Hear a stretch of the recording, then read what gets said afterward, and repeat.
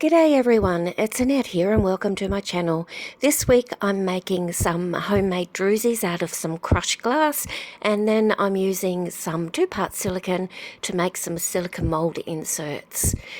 But first of all, I just wanted to show you how last week's plate did end up turning out. It now has a beautiful resin finish surface on the front and the beautiful chameleon colours on the back. It looks absolutely gorgeous, even the side looks really good.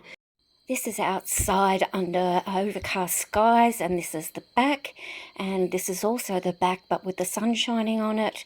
And then I'll show you the front, and please stay till the end of the whole video and I'll show you how it looks in the dark, and it does glow in the dark a little bit.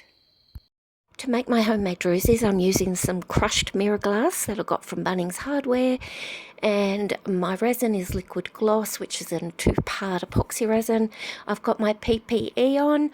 I ended up using about 750 mils of the crushed glass that was left in that container and about 350 mils of resin, and I just kept on going, but I basically poured some in a plastic cup, poured some resin on the top, coated it well by stirring thoroughly with my stick until I was happy with it, and then poured it into various molds. My first mold here is a large circular mold. It's about 16 centimeters, and it's an old damaged silicone mold on the edges. It has deteriorated quite badly, but it's fine to use. I also used some chocolate moulds, some geode moulds, all sorts of things, as you'll see. And I just continued until I'd used up all my glass and all my resin and did a whole heap on one day. So I'm not going to show you every single one because it's the same process for all, but this is how much I ended up with my 750 mils of glass and my resin. I ended up with all those products in the background.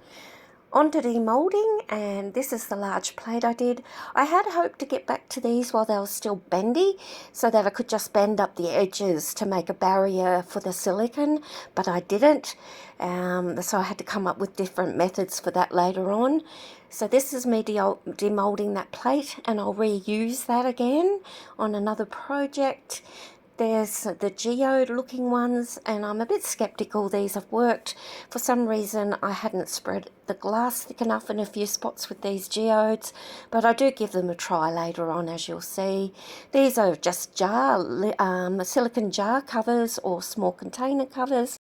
Once I had everything demoulded, I then went about cleaning it all up.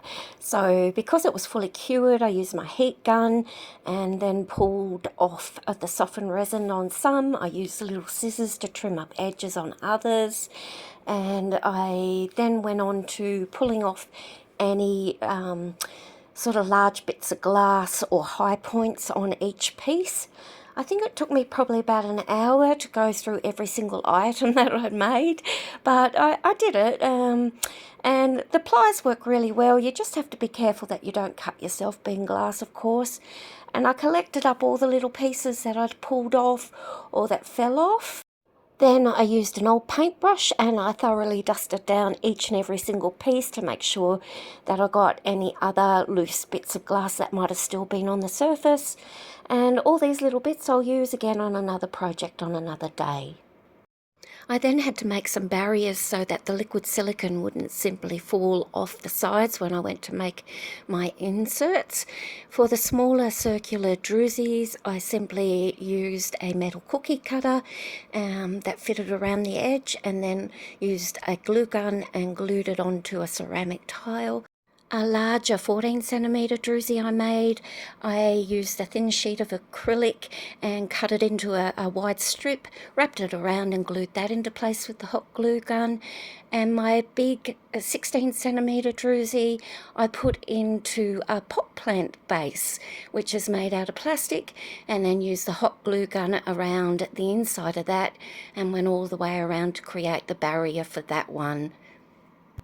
For my irregular shaped drusies, I had to think of something else as a barrier, and so I decided to use some modelling air dry paper clay, and it probably wasn't a great idea when you think about it because it's probably porous, but I decided to give it a go anyway.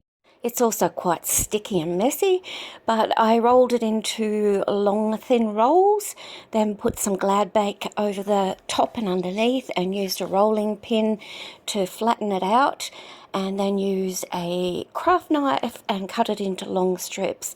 I've sped this up, but I basically did the same thing with all these unusual shapes, the geodes, the hearts, and whatever, and just wrapped it around, pressing it with my fingers as I went, and then using a finger to smooth out the bottom edge of it underneath. As you can see, I hopefully hadn't made it high enough on the edges that the silicone wouldn't simply fall off the sides. And once I'd covered all these pieces, I just left them for a day to harden in just the air. And this is how they all looked. You can see the glue is now set and holding these firmly in place. This little one on the corner I'm going to use to make a mould out of. And there's the plate one in the pot plant base, and some other circular ones in their cookie cutters firmly glued into place on the tile. The other thing that I was concerned about, as I said, with the paper clay, that it might be porous, so I decided to put some liquid latex on the back of these. I've already done the heart and that irregular shape one down below. This is the product I use. I decanted it into a little squeeze bottle and just squeezed out the amount that I wanted. Use a cheap old paintbrush and spread it out. And this is me doing another geode shape and just showing you how I did that. This is white when it first comes out, and it dries to sort of like a transparent yellowy colour. Now I was finally ready to make my silicone inserts or inlays and maybe a mould or two. So for this I'm using Silicrete. It's a 1-to-1 ratio mix by weight.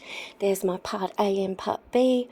I measured out 100 grams of one part and 100 grams of the other part, then used a popsicle stick and mixed thoroughly as per the recommended amount of time. I also gathered up some glass pieces out of my cabinet that had interesting bases to pour the silicone on if I had any spare. I'll speed up the next bit, but it's basically pouring from up high, which apparently helps reduce the bubbles in the silicone, and just pouring it into all my druzy pieces and my little heart mould that I made, and crossing my fingers and hoping that they wouldn't leak, and they turned out okay. I ended up using or making up about 600 mils of the silicone and pouring it on the glass as well. But once it was all poured, I just used my little butane torch, went around quickly over all the pieces and popped the bubbles, and then left it to set. Right, time for demoulding. For most of these I just needed to use some sort of tool to pull up the edge, and then I could remove it quite okay. The paper clay around the big heart worked well. There was no leakage underneath. But this little one, once I prized it out and turned it over, I did have some leakage under that one. Next, I removed the little heart mould from the circular cookie cutter. And again, I just used a tool to loosen the edge. And then I used my fingers and pushed it from one side. And this one will need a little bit of cleaning up around the edges, but it's worked well as well. Next, I removed the silicone from the bottom of one of the glass items, and it came out really well as well. This is one of the geodes. Now, the geodes did not work well. I did have some leakage down through the middle section of the geode and also around the outside.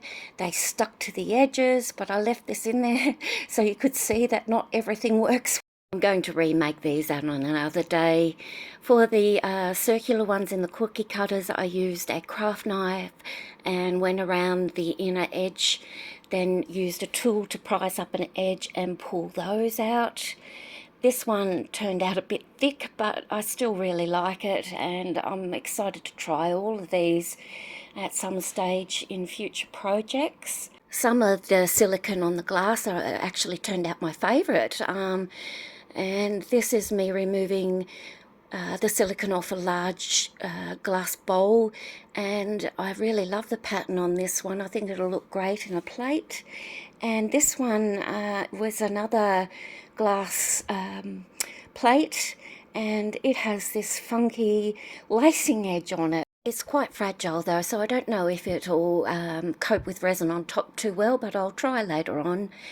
And then I trimmed up everything, any little bits that I pulled off that I could still use, I kept. And you can see I've cleaned up the little heart there to make a mould with. That's one of my geodes on the plate.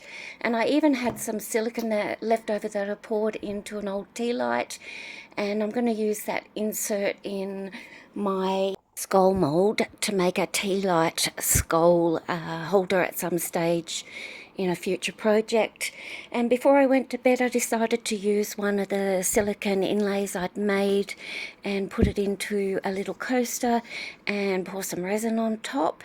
It's still a bit soft. There was a bit of resin leakage over the silicone insert, but I just simply picked up the edges and gently pulled it out, and you'll see that this has worked beautifully. I used some chameleon powders on top of the inlay before I poured the resin on. I'll be making projects in the future similar to this little coaster using the items that I've made today, so I'll go into fuller detail on how to make those things in those projects later on. Now we go back out to my she shed in the garage out the back, and it's night time, and there you go. My wave plate does glow in the dark from my project last week, and I also took some photos at night under my ring light so you can see a bit more details of that gorgeous plate. I just want to say thanks for watching, everybody. Please consider subscribing, like and share, and have a great day.